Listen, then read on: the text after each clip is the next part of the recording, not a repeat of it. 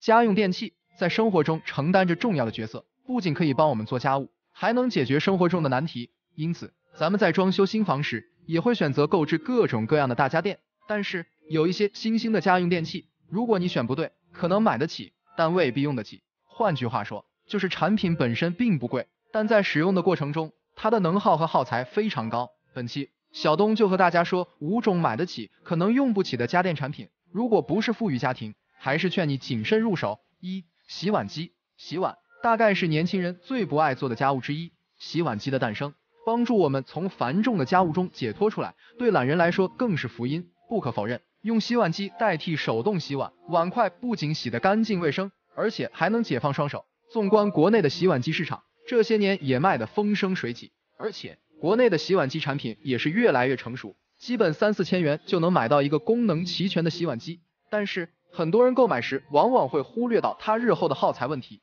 比如洗碗机日常使用中必须要用到软水盐、漂洗剂以及洗碗液或洗碗筷，这些耗材加一块，每次洗碗的费用大概也需要2、3块钱。虽然看似不多，但日积月累也是一笔不小的开支，尤其是一些高端的洗碗机，还要配合专用的洗碗凝珠使用，价格更是贵得离谱。另外，洗碗机的工作过程是先冲洗加漂洗再加烘干，所以你会明显感觉到家里的用水量和用电量也会有一定的提升。这样综合算下来，一天的费用基本也得花费10块8块的。对于普通家庭，你觉得用不用得起吗？2. 烘干机。过去洗完衣服还需要单独晾晒，赶上阴雨天可能2、3天都干不透，很让人烦恼。烘干机的出现解决了这一个生活中的难题，于是很多业主在房子装修时都专门购买一台独立烘干机，或者是选择带烘干功能的洗衣机来解决衣服晾晒的问题。烘干机非常实用，但是烘干机最大的使用费用就是电费，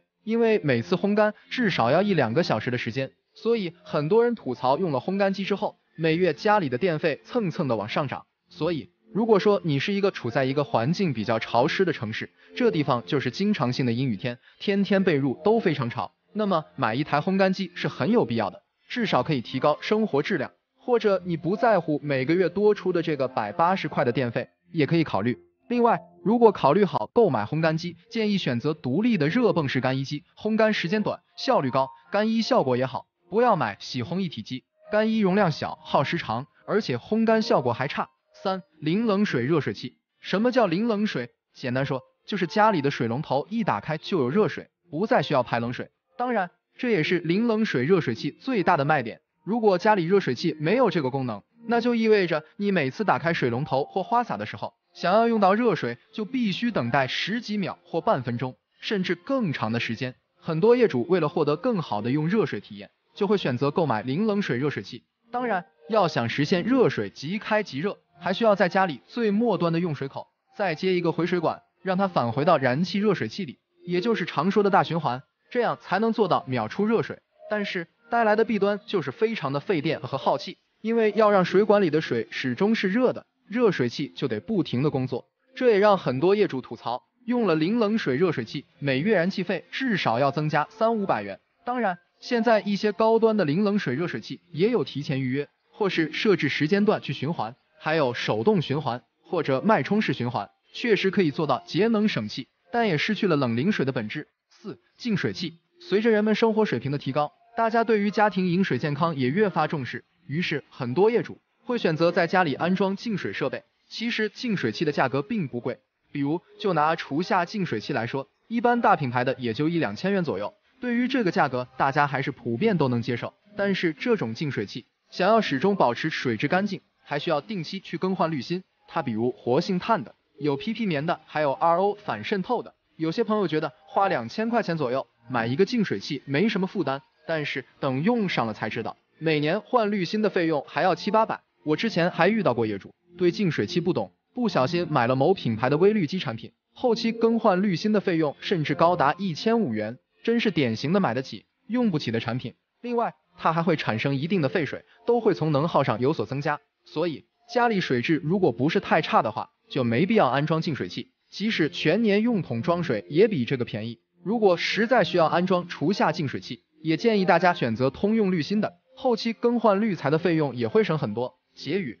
大家有没有发现，以上的这4种电器产品都有一个共同的特点，就是它们确实可以提高一定的生活质量。但是反过来说，即使不用它，咱们的日常生活也不会受很大影响。所以说，这些电器并不是生活中的刚需，买之前还是要考虑清楚再决定。全屋定制和木工打柜子到底哪个好？相信这个话题，很多打算装修的业主都在纠结。首先，咱们提到柜子呢，那肯定要说一下板材。这个时候，通常你会发现一个很奇怪的现象，你去问木工用什么板材好，木工会说生态板好。如果你去问全屋定制什么板材好，全屋定制会说颗粒板好。那我们到底应该相信谁？究竟谁说的对呢？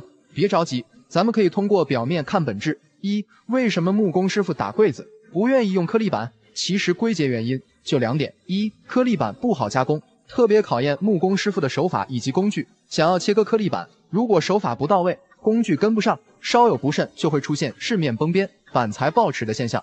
另外，一张颗粒板的重量是2张生态板的重量，干活特别累，所以木工不爱用颗粒板。2，生态板更好加工，反观生态板就比较容易了。生态板基本上是一种速成木，切割成木条，然后用胶粘在一起做出来的，木质比较柔软，所以切割和现场加工的难度小。2，那为什么全屋定制不愿意用生态板？一，全屋定制呢，现场制作时需要打3合1的孔，如果打孔的地方在木条的接缝处，就会把这个板材打破，也就造成这个板材的浪费。另外，生态板握钉力也不强，所以全屋定制不愿意用生态板。2，成本造价问题。市面上大品牌的生态板，比如兔宝宝、千年舟的，在230到290左右。那像露水河、大亚这样知名品牌的颗粒板 ，ENF 级别的价格也在170到200左右。显然，颗粒板的价格要远远低于生态板。综上所述，这也就是为什么木工说生态板好，全屋定制说颗粒板好的主要原因。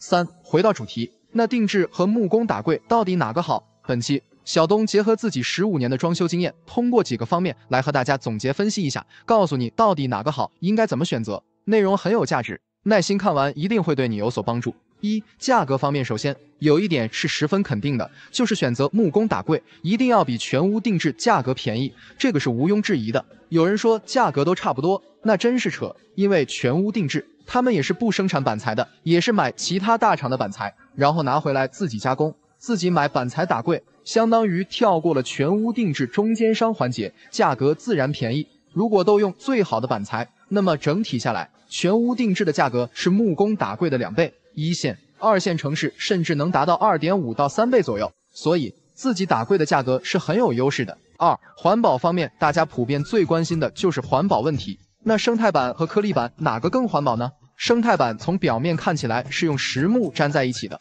颗粒板是用实木碎屑粘起来的。那么生态板用胶肯定比颗粒板要少，在我们普通人的印象中，用胶少的就是环保的，所以就会认为生态板比颗粒板要环保。其实这么认为也是普遍现象，包括我没做装修之前也是这么认为的。但事实上情况却恰恰相反，生态板的市场比较混乱，小工厂遍地都是，投资个10几万就能生产生态板，而且生态板的制作工艺它决定了它必须得加入甲醛来增加这个胶的粘合力。目前市场上90%的生态板用的都是3全胶里边的尿醛胶做出来的，还有一部分是用其他胶，但是你记住它都含甲醛，如果胶水粘合力不够，是没有办法加工生态板的，因为它是一层胶一层板这么粘起来的，而 MDI 胶的粘合力不够，没有办法用来生产这个生态板。所以你会发现市面上的生态板环保等级普遍也就是E0级、ENF 级的生态板都太少了，即使有价格也非常贵。而再看颗粒板，需要用机器压磨成板，小工厂是没有办法生产的，一条生产线就几千万，大规模的大厂更是投入了几个亿，而这些大厂也更加注重环保，他们的颗粒板加入 MDI 胶之后，轻松就可以达到 ENF 级，因为 MDI 胶根本就不含甲醛，你就是往里面加一吨，它也是不含甲醛，也就更加环保了。在没有这个 MDI 胶之前，颗粒板用的也是尿醛胶，那个年代的颗粒板确实没有生态板环保，但现在是真的不一样了。所以真正决定它们是否环保的不是胶的用量多少，而是胶本身环不环保。3，美观方面，全屋定制的柜子要比木工打的柜子更好看，这主要有2方面原因。第一，因为全屋定制的封边是机械封边，5金件都是隐藏起来的，而木工打柜子的封边不好看，还有钉眼，无论怎么隐藏都是有痕迹的。不要杠，手艺好的工人没有那么多，就算他手艺好，工人稍有疏忽，封边都会有问题，肯定没有机器封边严密。第二，从设计的角度，木工打柜也不如全屋定制。全屋定制的设计师都是成百上千设计方案的洗礼，所以说他的经验会更足。而如果是木工打柜子的话，整体的风格和设计只能靠业主自己把控，这就得看你自己的审美了。这个就像在赌，最终效果出来好看也就罢了，难看后悔也晚了。4. 省心方面，这个选择定制一定是要比找木工现场加工做柜子更省心。首先，咱们知道定制都是流水线加工，到你们家只不过是一个安装与组装的过程，就算现场出现问题，也有设计师和安装师傅去和工厂协调，不用你操心。但是如果现场打柜子，情况就不同了，因为板材是自己买的，设计是自己出的，现在施工期间一旦出现任何问题，只能选择让步和妥协，不但会耽误大量的施工时间，也会影响整体的装修进度。4. 说在最后，说了这么多，最后归纳总结一下，其实选择木工打柜子最大的优势在于价格，全屋定制一定比木工打柜子贵，所以你想要省钱，追求经济型装修，那你就找木工做吧。反之，如果你想要的是中高端装修，为了整体效果，还是选择设计师整体设计，厂家定制，这样最好。一旦效果和实际不符，还可以让厂家返工，售后也有保障。做了10几年的家电行业，假如2023年我给自己家买家电，我会选什么品牌？1. 空调，中央空调我选大金，壁挂空调选格力。抛开价格不说，大金空调核心技术确实做得牛，市场占有率第一，也名副其实。而且不管是美系、国产都不如大金售后好。格力空调掌握核心科技，这不仅是它的广告语，也是实力所在和底气。3%的故障率以及10年售后承诺，就问还有哪个品牌能做得到？2. 热水器，电热水器我选 AO 史密斯，燃气热水器选林内。AO 史密斯优势在于专利金规内胆，迄今为止是最耐用、最抗锈蚀和防结构的热水器内胆。行业其他品牌多数都是搪瓷内胆，不夸张地说，国内排名1、2的燃气热水器都是日系品牌，这也充分地说明了产品的质量和口碑。其中，林内是行业的引领者，技术顶尖，恒温效果一流。3. 冰箱，高端产品我选卡萨帝，中低端产品选海尔。当然，海尔和卡萨帝本就是一家，只不过子品牌卡萨帝定位高端市场。卡萨帝冰箱优势，颜值出众，且拥有多项专利技术，在保鲜方面甚至赶超进口品牌。海尔是国内冰箱市场的老大，无论是质量、技术以及售后均有保障，且用料扎实，因此价格略高于美的和荣升，这算是唯一缺点吧。4. 电视，激光电视我选海信，液晶电视选 TCL。在大屏电视市场，海信拥有绝对的话语权，其中激光电视全球市场份额占据第一。自研的 LPU 数字激光引擎，搭载专业的菲涅尔仿生激光屏，在有效抗环境光的同时，还能带来震撼的光感。TCL 在液晶电视领域，凭借量子点技术、Mini LED 技术，在画质效果方面，甚至不输三星、索尼等大牌，而且相比国外的价格还便宜不少，性价比极高。5. 洗衣机，波轮洗衣机我选海尔，滚筒洗衣机选小天鹅。海尔优势在于搭载了双动力技术，解决了波轮洗衣机缠绕、洗不净、磨损的3大缺陷，同时拥有免清洗专利技术，攻克了外筒越洗越脏的难题。小天鹅在洗衣机市场是仅次于海尔的第2品牌，独特的水魔方洗涤技术实际上就是冷水洗涤，解决了衣服掉色和变形问题，评价和口碑极佳。6. 油烟机，顶吸烟机我选老板，侧吸烟机选方太。不要质疑，老板和方太占据传统烟机行业的半壁江山，市场份额在60%以上。老板一直以来比较看重产品性能，所以在大吸力方面有绝对的优势。方太与之恰恰相反，主做侧吸烟机，更看重产品体验，产品优势是低噪瞬吸。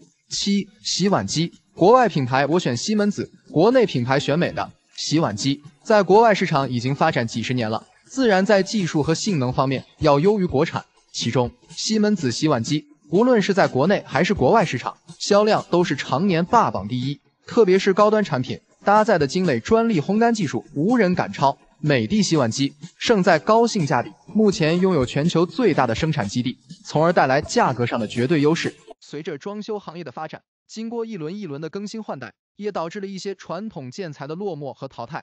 比如说曾经很流行的瓷砖波导线、大理石背景墙、带灯带的回字形吊顶等等。但不可否认，其中也有一些传统的装修材料却被内行人称之为永恒的经典。很多人以为跌下神坛被淘汰了，殊不知在家装市场里越来越吃香。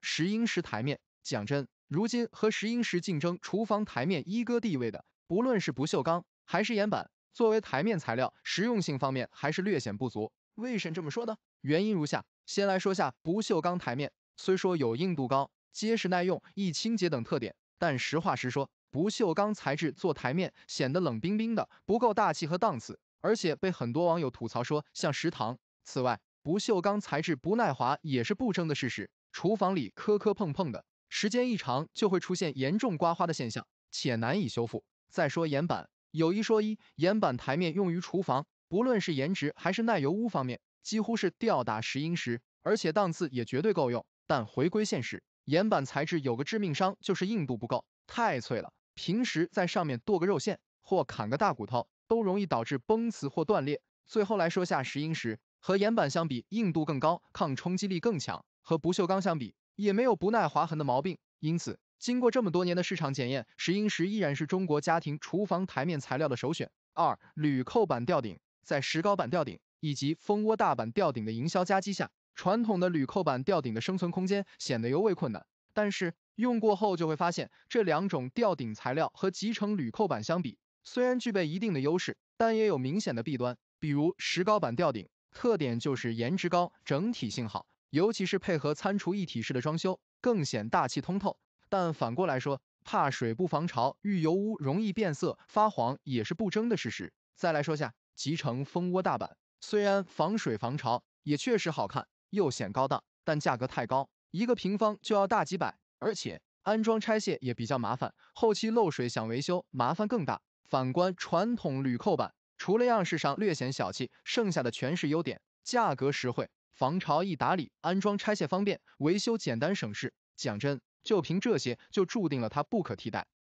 不锈钢水槽，纳米水槽、石英石水槽好啊，什么颜值高、好清洁、易打理、不怕划痕、耐腐蚀、硬度高等等。不锈钢水槽样式平庸，容易被刮花，抗油污性也差。在销售员的嘴里，把传统的不锈钢水槽按在地上摩擦，就好像真的被市场抛弃了一样。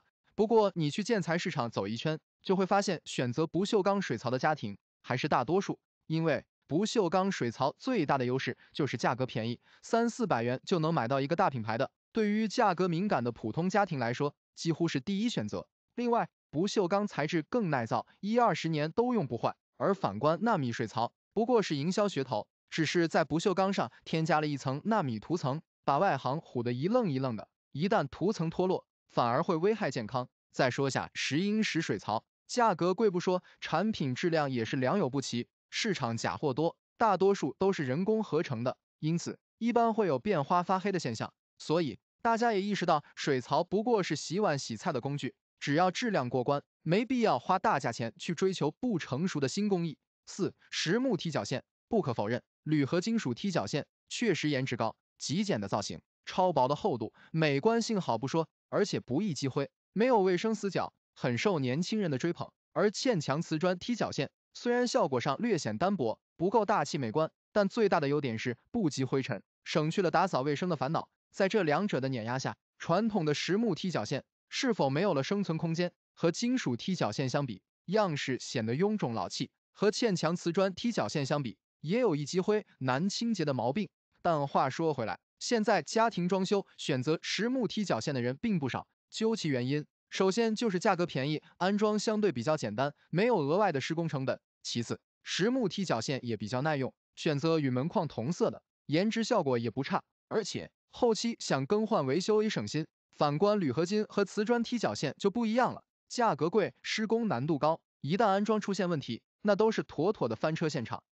卫生间置物架，当下大火的卫生间壁龛，有多少人是装过之后就后悔了？和传统的置物架相比，砌墙做壁龛最大的问题就是成本造价高，而且会严重压缩卫生间本就不大的面积，导致淋浴时想转个身都难。而且这个砌墙壁龛要还考验瓦工的铺贴手艺，如果细节做不好，那真的是又丑又难看。更关键的是，还有积水难打理的缺陷。所以很多装过卫生间壁龛的家庭，回过头才发现，还是传统的卫生间置物架更实用。一方面是花费低，且颜值高，质量好的也不过几百块；另一方面也不占用卫生间空间，而且镂空的设计也不好积水，卫生也好搞多了。因此，这么省心又好用的置物架，多少年都不会被淘汰。文末结语：综上所述，在小东看来，不管是新式的装修工艺，还是传统的装修材料，只要好用实惠，适合自己的需求，就是最好的产品。也希望大家在装修时能做到心中有数，别去花冤枉钱。那些曾经火到一塌糊涂的厨房用品，为何如今不受待见了？从万人追捧到避之不及，它们的缺陷在哪里？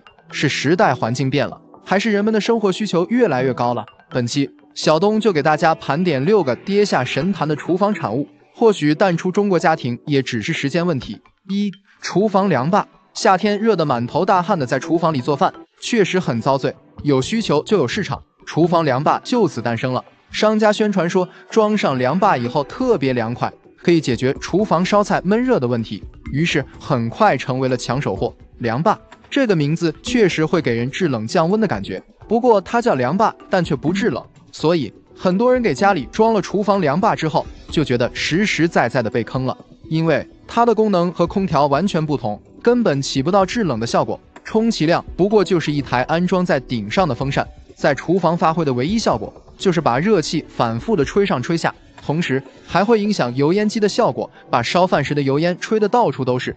另外，用久了之后，扇叶上还会蒙上厚厚的一层油污，清理也非常费事。总体来说，大家发现厨房凉霸的性价比低，没什么实际效果，因此也就彻底的凉了。2. 台中盆。记得当年厨房装修中，水槽到底应该装台上盆还是台下盆？很多业主对此都很迷茫。安装台上盆，担心打扫台面卫生麻烦，玻璃胶还会发霉；安装台下盆，担心承重性不高，后期有掉落的风险。在这种情况下，台中盆出现了，因为它本身能和台面齐平，既好看又不用担心水槽落下去，似乎完美解决了台上盆与台下盆的所有问题。但是好景不长，很快台中盆的问题就暴露出来了。现实中，因为安装台中盆翻车的案例不在少数，大量业主吐槽安装师傅的手艺太差，导致台中盆根本无法与台面齐平，不是坑洼不平，就是缝隙太大。难看不说，缝隙积水导致填缝中的玻璃胶最终发霉发黑，产生严重的卫生问题。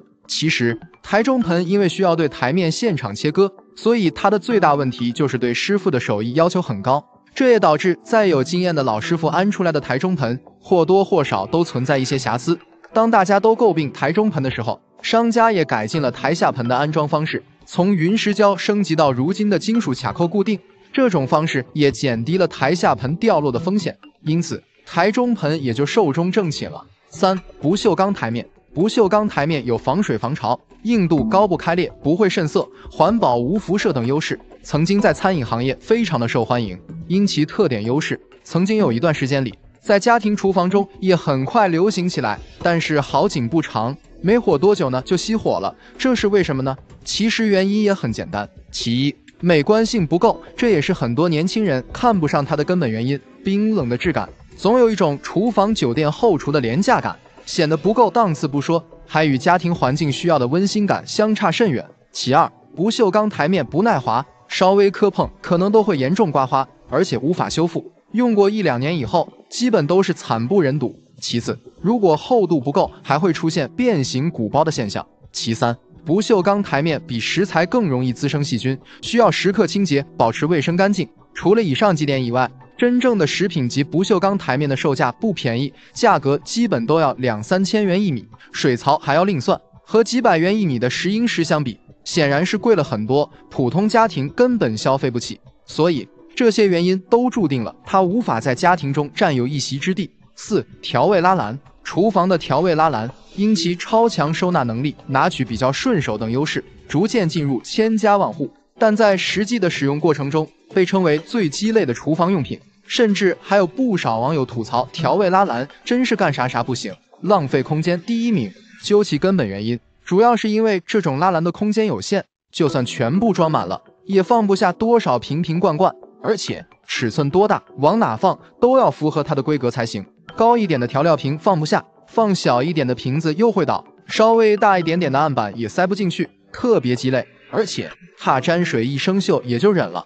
这种框框架架的结构，平时清洁油污也格外费劲，关键是用的频率高的话，滑轨还容易坏掉。因此，现在安装调味拉篮的人也越来越少了，因为大家都发现它甚至比不上普通的厨房抽屉好用。5. 肤感膜柜门。说到厨房的颜值担当，当属肤感膜柜门一点不假。膜感膜柜门摸上去光滑细腻，有一种婴儿肌肤的触感，而且自带高级感，所以近些年几乎成为家庭中的标配。但是随着时间的推移，肤感膜的弊端也显现出来，许多用过的业主都疯狂的吐槽膜感膜有不耐脏、留手印、不好打理的问题。特别是在厨房这种重油污的地方，那指纹和水渍真是至死不渝，不离不弃，怎么擦也擦不掉。上网一搜如何清洁膜感膜柜门的帖子更是铺天盖地。虽然它很美，质感一流，但因为不好清洁，也就注定了被大众所抛弃。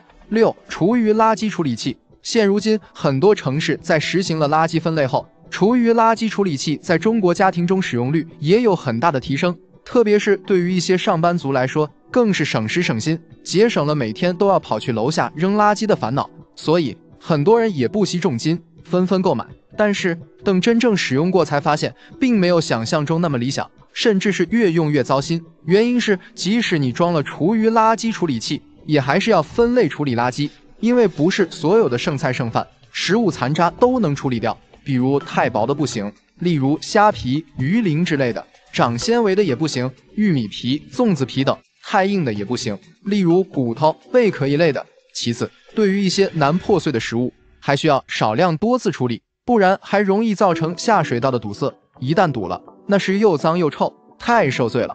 另外，厨余垃圾处理器需要很大的功率才能达到很好的研磨效果，所以它工作时的噪音也大，因为它是紧贴着台面，研磨的过程中会震动，发出来的声音会让你感觉耳朵都是嗡嗡的。所以厨余垃圾处理器没能像洗碗机在国内家庭普及起来，也就不足为奇了。以上这些厨房产物，你家用过哪些呢？还能说出几种跌落神坛的家居用品或是家用电器？新房装修，相信大部分业主都会选择断桥铝门窗。相比于其他材质，它不仅结实耐用、密封性好，而且隔热保温还静音。但是断桥铝门窗这个行业水也很深，如果你不懂，很容易被商家忽悠。你去市场上买断桥铝门窗，会发现同样的材料，有些商家卖500-600一个平方，还包安装；有些商家卖1-2千一个平方。最让人头疼的是，价格相差这么大，外观看起来居然还是一样的。那断桥铝窗到底怎么选才不会被坑？本期小东给大家总结了选断桥铝门窗的7大要点，希望能帮助你避坑。1. 窗框。先来说一下窗框，你去买断桥窗的时候，商家一般会按型号给你介绍，比如说60、70、80等，这其实就是窗框的厚度。一般来说，咱们选60或70型号就可以了，这也是用的比较普通的规格，性价比高。那价格更高的108或是120型号，完全没必要。这几种型号通常都是纱窗一体的，算的是含纱窗的厚度。虽然厚的窗框的确显大气，但价格也直接翻倍，而且对其他性能也没多大影响。2. 型材。型材的质量和厚度直接关乎到窗户的稳定性和安全性。首先，大家都知道原生铝材的质量好，但我们用肉眼很难辨别是原生铝还是再生铝。其实就简单的办法就是认准大品牌，比如中铝、中旺、凤铝、新发、伟业等。其次，也可以让商家出示检验报告，型号规格6063T5代表的是原生铝。铝材壁厚的话，目前旧国标规定不低于1.4毫米，新国标外框的厚度已经升级到1.8毫米。那如果你家是高层或者窗洞比较大的，建议选1.8毫米及以上的，正常情况下选1.6毫米的就可以。3. 玻璃。断桥窗隔音隔热效果的好坏关键取决于玻璃。首先，玻璃必须是钢化玻璃，一定要带3C 认证的。其次，一般选择双层或者3层中空玻璃就够用。但是如果想隔音效果好，那就要选夹胶玻璃；如果想隔热效果好，那就选 Low-E 玻璃。另外，想要做大落地玻璃的业主还要注意玻璃的厚度，一般玻璃的面积越大，厚度也要越厚。还要一点，正规厂家的玻璃当中，正常是要冲压器的，所以玻璃要用2道胶进行密封，一道叫做密封胶，一道叫做丁基胶。这样可以很好的防止玻璃漏气和起雾的情况出现。4. 隔热条。所谓的断桥铝隔热条，就是当中的那个桥，它能很好的断开冷和热的传导，以及提高整窗的强度。有的商家用 PVC， 有的用 PA66 的，一定要选择 PA66 尼龙条。它的优点是耐高温、抗老化，外表一般呈哑光状态，而 PVC 一般是亮光效果很好区别辨认。其次，正规的隔热条通常会有编码、国标和品牌以及材料名称。5. 密封条。顾名思义，就是窗框边的密封胶条，一定要选择3元乙丙的橡胶条，它和汽车门边的胶条是同一种材质的，优点是抗老化、经久耐用，而劣质的胶条，风吹日晒的时间久了易变硬、易开裂。6. 五金。断桥铝窗，五金件的重要性自然不用多说了，它直接关系到你家断桥铝窗的使用寿命。用质量不合格的五金，轻则开关不畅，后期漏风漏雨，重则可能会导致窗扇掉落。所以说，一定要选择大品牌的。需要注意，五金件可不单单只有指手，其中还包括传动器、锁点、滑撑、风撑、平开门锁、荷叶、滑轮、防盗链等等。当然了，预算充足，选进口五金品牌肯定是没毛病的，但对于普通家庭来说，真的没有必要。现在国产五金做的也很不错，比如 HOPO、坚朗、鼎固、西美克、国强等，都是国内知名的五金品牌。7. 玻璃胶。断桥铝门窗在安装过程中会用到玻璃胶，很多人都容易忽略玻璃胶、结构胶的重要性，这个千万不能省，往往窗户漏风漏水，最重要的原因可能就是玻璃胶开裂所导致的。所以一定要提前问清楚商家用的什么牌子的玻璃胶，如果不是品牌的，建议要及时换掉，或者干脆直接自己买。好的玻璃胶品牌有到康宁、瓦克、GE、瑰宝、西卡等。总结一下，选购断桥铝的核心其实就是看窗框、型材、隔热条、玻璃，还有五金。当然，门窗也绝对是3分产品、7分安装的行业。如果既想要产品质量可靠，又想要专业的安装标准，建议直接选大品牌的系统窗。我发现很多业主装修的时候，一味的去追求好看、追求效果，在装修上面花了很多钱。其实有的时候我们真正想一想的话，有些材料和装修效果够用就行，没必要去选择豪装。越是简洁的装修，可能更不容易过时，甚至说有些地方选择穷装反而更实用。本期内容，小东就和大家分享一下装修时没必要去多花钱的7个地方，不仅会给你省下来很多钱，反而不容易过时。1. 瓷砖。我们在选购瓷砖的时候，真的没有必要选择那么贵的，只要它的花色和尺寸符合家里面的装修就可以了。现在市场上1线品牌的瓷砖非常多，和2、3线品牌的瓷砖相比，价格方面就差了很多，有的甚至差2到3倍都不止。但其实在质量方面差异并不大，甚至可能还是同一个工厂和设备生产的，仅仅是品牌定位和广告投放不如1线大品牌。所以在瓷砖这项上，完全可以去选择性价比更高的2、3线品牌，并不会影响装修质量和效果。其次，也没必要去刻意追求大尺寸，比如像地砖，普通的800规格，配上同色美缝剂，效果也一样美观大气。反观750乘以 1.5 米的，仅仅是尺寸不同而已，价格却翻倍。2. 乳胶漆。有些业主担心装修污染，或者说想要更高档次的装修，会去选择一些进口乳胶漆。这些进口漆价格非常贵，甚至比我们国产的漆要贵出来10几倍的都有。其实目前家装用的乳胶漆基本都是水性漆，像我们正常刷完1周左右，基本上没什么味道，而且只要你买的不是假的品牌，都是符合环保标准的。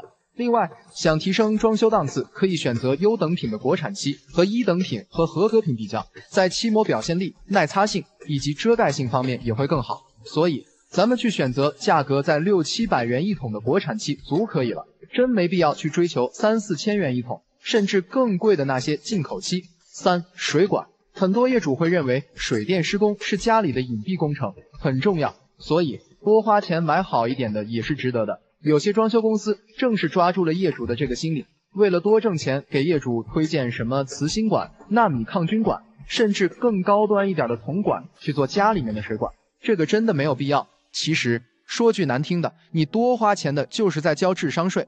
正常用普通的 PPR 水管，家里面的这个管道的使用年限肯定也是足够用的，而且正规的大品牌 PP2 水管不仅质保50年，还有专业的上门打压测试，完全不用担心质量问题。所以，与其在这上面多花钱，还不如把省下的钱加一个好的前置，或者给家里面做一个软水处理，不仅对家里的用水水质有一个提升，而且还能延长水管的使用寿命。4、吊顶。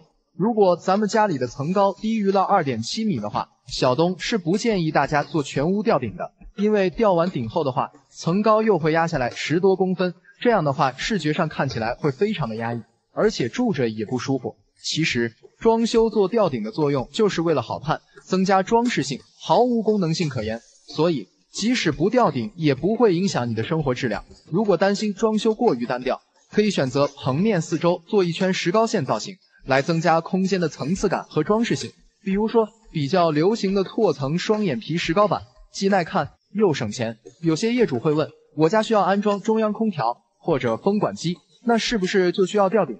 其实也不用做全屋吊顶，有设备的地方选择做局部边吊即可，既实现了功能，又不会压缩整体层高。5、断桥铝窗。现在很多朋友家里面买了新房也好，还是老房翻新也好，很多的房子都会涉及到断桥铝窗。比如我们装修中要封自家的阳台，普通用的都是断桥铝窗。那断桥铝窗我们用什么样的规格和价位的合适呢？其实像普通住宅，你用65型材的3层中空玻璃，价格在700-800元一平的，质量就足够用了，隔音效果也能达到。如果说你家的楼层并不是很高，而且又不离马路，用65型材的双层玻璃也可以满足日常的需求，真没必要去做那些铝包木或者是100以上的型材。像那些卖的很贵的108、120系列断桥窗，基本上都是窗纱一体式的，所谓的厚度只是型材的中空距离加宽了，看上去更美观，没厚实而已。其实对于保温、隔音、隔热性这几个方面，其实并没有多大的提升。6、背景墙。很多业主会觉得装修的时候电视背景墙不做的话，总好像家里面没有装修过，因此可能会花巨资打造电视墙，但是一味的追求电视墙的效果的话，很容易去过时。尤其是现在的轻奢风格的装修，大多数都会去做岩板的电视背景墙，什么木格栅加岩板、木饰面加岩板，几乎家家都是千篇一律。只是你现在看上去比较新奇，比较时尚，但是我想再过个4、5年，你再去看这种电视墙，就感觉它特别土了。其实咱们静下心去想一想，现在电视都很少看了，再去浪费钱做这些只有装饰性的电视墙有意义吗？正常情况下，我们贴一个壁布，或者做个简单的石膏线造型，刷个乳胶漆，其实也能达到装饰效果。这样的话，我们电视墙会省下来一大笔费用，省下的钱可以去升级个尺寸更大的电视者视投影。7、卧室床。其实我们现在买的床大多数也都是摆到家里面，只能看到床头，床体我们根本看不到。莫不如说咱们用做衣柜的颗粒板也好，生态板也好，去做一个床的箱体，再买一个成品的床头放上去，这样整体下来也会给你省下来一笔费用。而且咱们自己做成的这种柜体，储物的功能会比我们买的成品床更好一些。现在市场上看上去款式不错的成品床，一般的价格也不会很便宜。如果用板材去打床体，然后自己到成品市场去买一个床头的话，你这个床头可以把预算调得高一点，让床头更漂亮，档次更高一些。这样的话，做出来的效果也是非常好的。如果说你家的装修预算不高，可以考虑在以上这几个方面入手，这样的话会给你的装修省下来不少的预算，而且又不影响家里面整体的效果，也不影响我们后期使用的体验感。